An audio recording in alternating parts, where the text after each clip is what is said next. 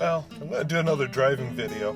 I actually got invited to a birthday party for a 97-year-old member today, and so I'm on my way to his house. And anyway, it's a kind of a fun route and a little bit of history. There's a fort along the way, so yeah, we'll just show you something different. And I'll figure out narration for it later. Actually, I was just thinking, I don't think you've seen North Dakota in the sun in any of my videos. Every one I've done has been raining, so this will be new. So here I am driving out of the churchyard. What I decided to actually make this video about is why I moved to North Dakota.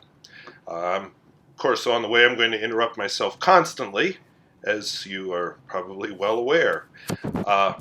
Anyway, so I live in southwestern North Dakota right now, but I've actually lived in North Dakota for, I guess, 16 years?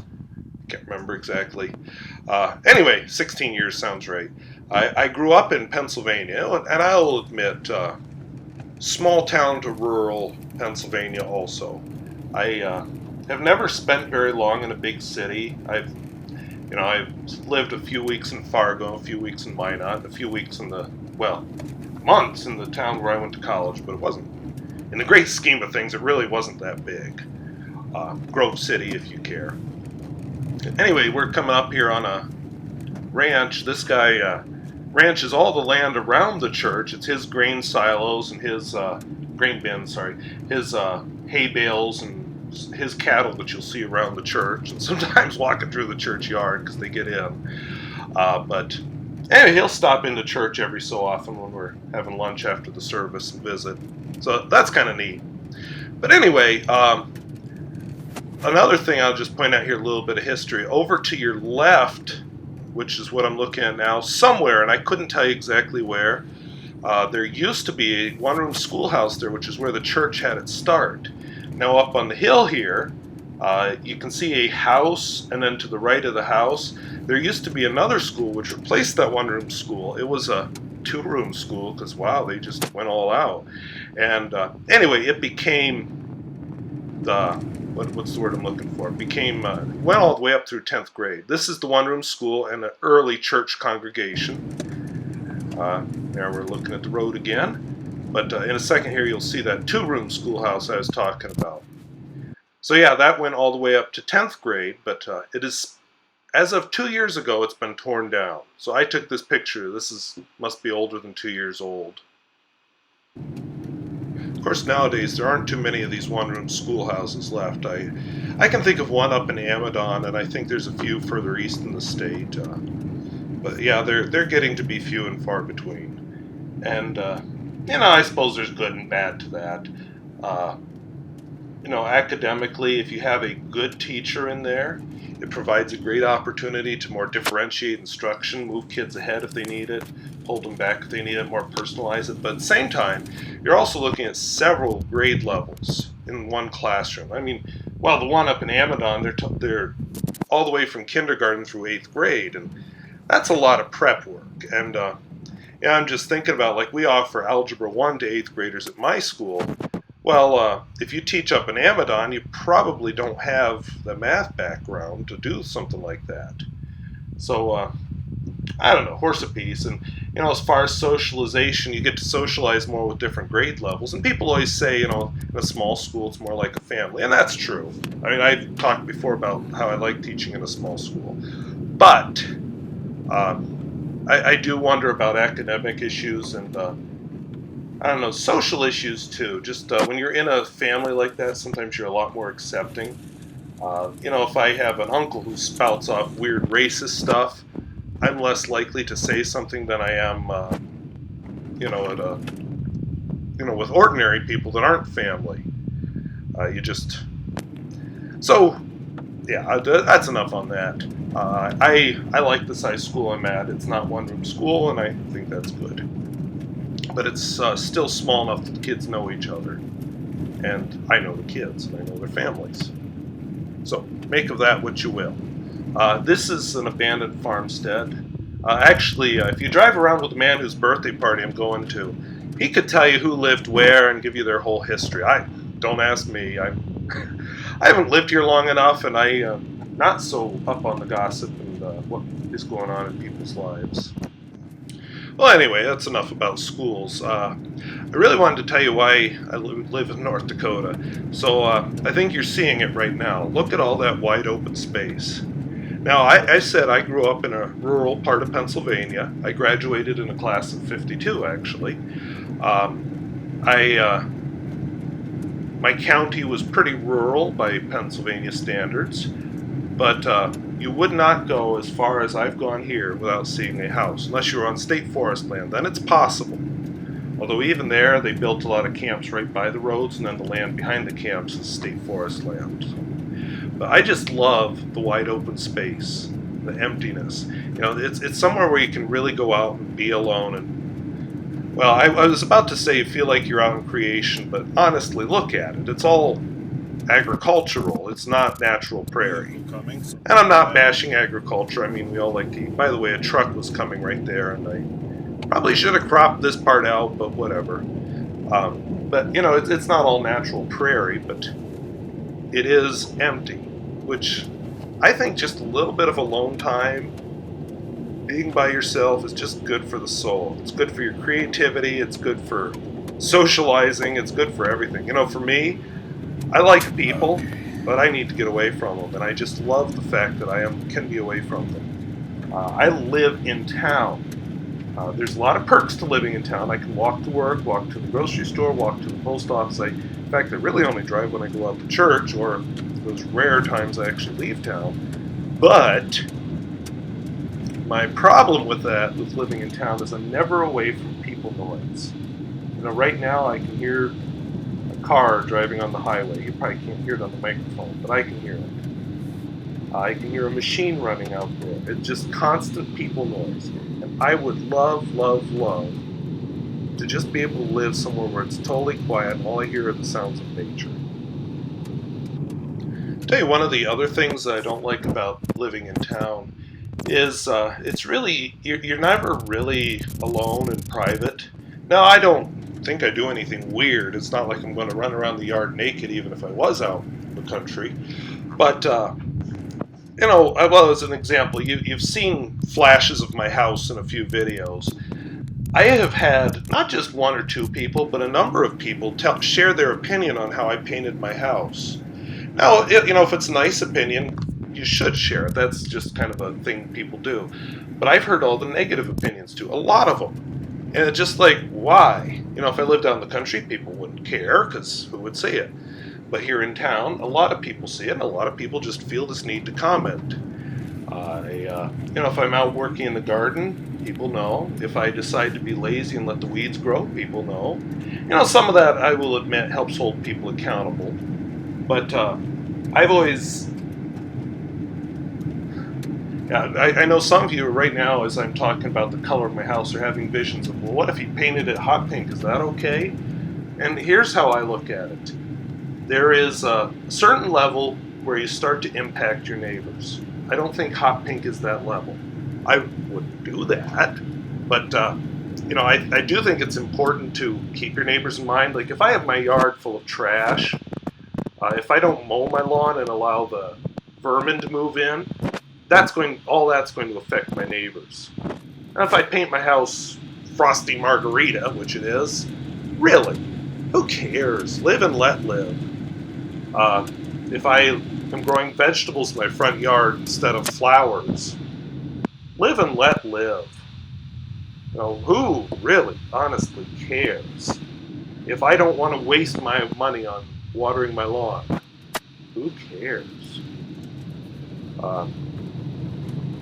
So there's a certain amount of live and let live.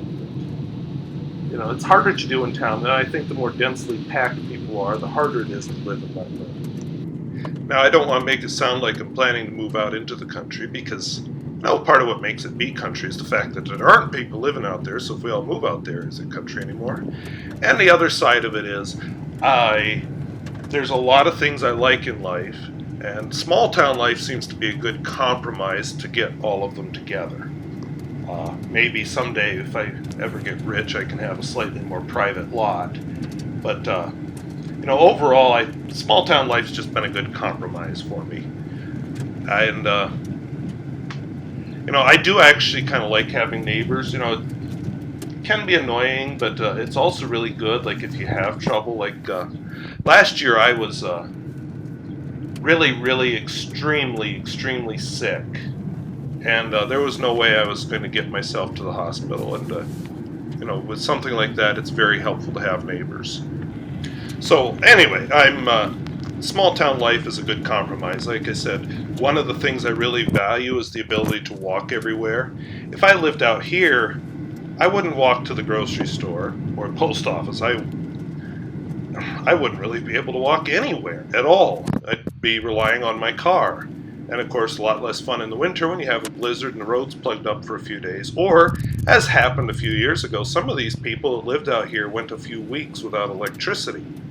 Yeah, not fun. So, I like my compromise here in small town America. And I think having a little bit denser population is actually better for the environment anyway. We'll just let a little hippie side out there. I just think, basically, if people took on a more live and let live attitude, I think city life and small town life would be a lot easier. Now, we're coming up here on a one-room school. This has been abandoned for a long time. Several of the members of my church went to school here. And one of the things that always struck me about this, first of all, it's very small. The other thing that really struck me is it's up here on this hill with an amazing view all the way around. Now, the windows are basically boarded up, but you look out my classroom windows and you see some parking lot, a trailer court, a little bit of lawn. You see the football field, the practice field, but you don't see very much. You do not have good views. Some of the classrooms in my building, you look across a narrow alleyway to another building, and that's all you see. So, I would love to have that outside my classroom windows. Now, I said I'm headed to a gentleman's ranch for his 97th birthday party that his daughter is putting on. And in 97, this is 2015, so that means he was born in 1918. Sorry, I had to do a little math there. Now, it's somebody's house. I'm not going to take you down there. You're not going to see it. I'll stop the video at his driveway. But he was actually born in this house in 1918 in the bedroom. Later on, he raised his own family in that house. The bedroom where he was born became the bedroom he shared with his wife. He has lived his whole life here, and now he's in great shape. I would love to be in that kind of shape when I'm 97. And have my mind active. That's even more important, I think. But anyway, I'm not going to take you down there because it's private. It's somebody's house, and I just don't want to do that. But it is a cool place to see, and I would love to live there. But as I said, the trade-offs, living in a small town just seems to be the right trade-off for me. You're also going to see up here that there's a little bit of road construction right after their driveway. It looks like they're putting in new culverts and really tearing up the road to improve drainage. It was interesting to drive on, and I ended up not filming till I got past all the construction because yowzers. And if there had been rain, I'm pretty sure I would have had to turn around and come back the way I came because, in a Toyota Camry, it would not have been fun at all. It wasn't even a whole lot of fun dry as it is right now. We're going to skip a few miles right after this. But anyway, we're coming up on the driveway now. You'll see the road construction. I'm basically just filling in the last couple of seconds here with babbling till we get to the driveway. Yep, there's the sign. There's the beginnings of the road construction, and here's me about to turn down the driveway. So, just skipped a few miles there. They actually are very pretty miles, but yeah.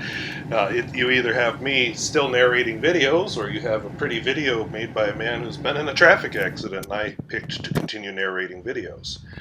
We're going to come up here pretty soon on a fort, which I'll have to talk about. But before I do that, I want you just to visualize this land. Like I said, it's all been touched by agriculture. This is not a natural landscape. People always point to like new buildings going up or oil drilling and stuff and say, that disrupts the natural landscape. But so does agriculture. Now, don't try reading too much into that. I'm not making a political statement. I'm making a factual statement. Agriculture really does disrupt the natural environment. It's what it does. But try and visualize it as it was, just wide open prairie, grass, flowers, a couple buffalo wandering around, no fences, no roads. And people came out here thinking, this is a place where I could raise a family. This is my opportunity. And it's not a real forgiving land. There's wood here, but not enough wood to build houses the way they did in the East. It's a very different kind of land. That's why they built the sod houses and things. I'm living very comfortably in a house with a lot more wood because nowadays we can transport wood more easily than we did back then. So back then wood was used very sparingly. But they had this dream and they had to work hard. This is a very dry part of the state. We're not desert here, but I'd say a step above desert. We have more water than a desert, but it's very dry. There's just not a lot of water here. This happens to be an exceptionally wet year so far, but it's just dry. And so that people could look at that and have a dream is just amazing. So I'm going to come back to that dream. What I wanted to just talk about is one of the questions I get asked from time to time. What do you do for fun when you live in a place like this? Okay, well, I'll be honest, I don't like that what do you do for fun question. It kind of reminds me of a kid who's going, I'm bored. And you just want to say, really? You have that little going on upstairs that you can get yourself bored? Now, boredom could be forced. Like if I force somebody to just sit around and stare at a wall, yeah, they'll get bored. But I'll tell you, I was in okay, back on topic. Anyway, I just can't imagine being bored. I guess my mind is too active to stay bored for long. I read, I garden, walk outdoors, do work outdoors, work on my house, write, learn languages. There's maybe in a small town there's not as much entertainment available that other people will give you, but there is plenty of entertainment that you can find for yourself. So I don't really see a reason to be bored. And we always kind of expect people to entertain us. People talk about how there's nothing for the kids here, but at the same time I just think, well, can't kids play basketball together? I seem to remember when I was a kid that there was such a thing as a Nintendo and an Atari. Kids would get together and play those. Instead of expecting them to be entertained, they can find their own entertainment. There are lots of options available.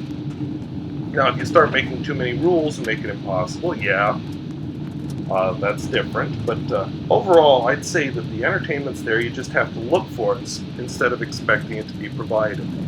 No, I can't go to the mall easily because it's 90 miles away, and it's not that big when I do get there. But you know what?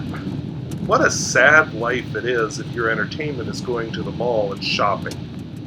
Now, I'll admit there's a lot fewer options in a rural or small town area than in the city for entertainment. Like, I hate eating out in the town where I live because there's just not many choices. They're all pretty much the same food. It's not even that great of food, honestly. Hopefully nobody from here ever listens to this video, but really they're just, I eat at these places, but they're not that great. So that's something you find in cities more, is good food. The grocery store doesn't have a lot of selection, but I was talking about entertainment. You don't find as much musical entertainment or sporting events and things in a small town, although I guess high school sports are pretty exciting in a small town. So there's a lot less, I'll admit it, there's a lot fewer entertainment venues available. Even intellectual venues, they don't have the art galleries or the museums. We do have a museum in town, but, once I've seen it, I don't need to go visit that again for a while because it's not like it's going to change. So there are fewer venues, but I always found interesting. I grew up in a small town of about 3,000. I went to college in Grove City, and it was amazing to me how much there was there in Grove City, and just so many options and so cool. And then my friends who are from bigger areas would complain about how there's just nothing to do in Grove City. I'd be just like, what? There's everything. Anything you want to do is here. So I've come to realize that part of it's perspective, and part of it is just not necessarily that you're going to take advantage of the options, but just knowing that the options are there is one of the things that people like about a larger area. So I'll have to leave that thought incomplete because I'm coming up now. You can see the sign there on the fort that I talked about, and I just try and give you a little bit of history of this fort. But it was, 1864 is when this fort was built. It was not a fort for very long. It has a very short, brutal history. Has to do with the way we were treating Native Americans back then, and yeah, so I'll just tell you a little history here. So as I walk around here, basically July 15th, 1864, we had a wagon train leaving Minnesota. It went to Idaho. I think they were looking for gold. I wish I had written that down, but it was about 100 wagons, 170 people, including men, women, and children. And anyway, they crossed, what was it? Okay, I can't remember it, so we'll just keep moving on here. Anyway, the people leading the wagon train expected that they were going to get met by soldiers at Fort Rice, but the soldiers are busy fighting the Sioux up by the Killdeer Mountains, which is quite a ways north of where I live, north and east of where I live. Anyway, so they decided to continue onwards with I think it was, an escort of soldiers. I didn't write down how many. And they started to head west. They followed the Cannonball River, which is still there. Not much of a river, but yeah. This is a route that they hadn't traveled, and it was supposed to be a shortcut. And they ended up going into territory they had not explored. Now, you might recall me mentioning that there was a battle going on with the Sioux up at the Killdeer Mountains. Well, it was an unprovoked attack on the Indians at the Killdeer Mountains, and the American troops won that. They angered the Sioux, of course, because there was no reason for this attack. The Sioux were now without food, without protection, without clothing, so they started to move south to the Cave Hills and the Black Hills of South Dakota. And what that means is they were going to cross paths, angry at the white man. They were going to cross paths with this wagon train. So anyway, there's a place called Deep Creek here in, I think in one of my videos you might have seen a sign for it. One of the wagons got stuck or tipped over or something while it was trying to cross Deep Creek, because of course there was no bridges back then. And anyway, the rest of the wagon train continued on to the west, and some soldiers stayed behind with some tools to help fix this wagon. And that's when the Native Americans had decided to attack. They took advantage of the situation. Anyway, so they attacked these soldiers and wagons, captured them all. I guess there was a lot of the soldiers were killed, but there's one I forget his first name, but his last name was Diltz.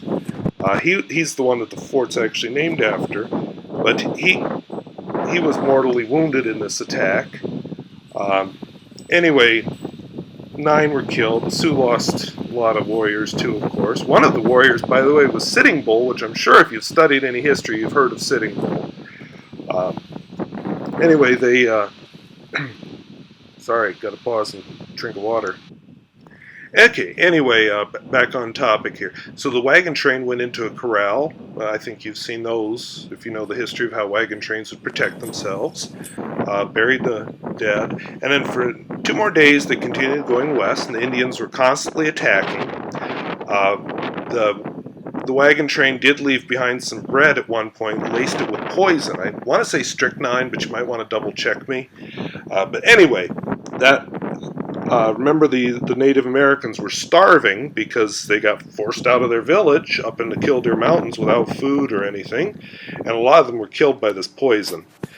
So anyway, because the attacks were just continuing, the wagon train halted again, threw up an earthen fortification, which you might have seen hints of it in that video. I've tried photographing it a few times. It's hard to really capture. I'm just not talented enough. But you can see it if you go to this fort. And anyway, they built this earthen fortification around it it was in September. I want to say early September. And then they sent back a party to Fort Rice so that they could get help. And remember, there was no cell phone, so this is somebody going through not so nice land.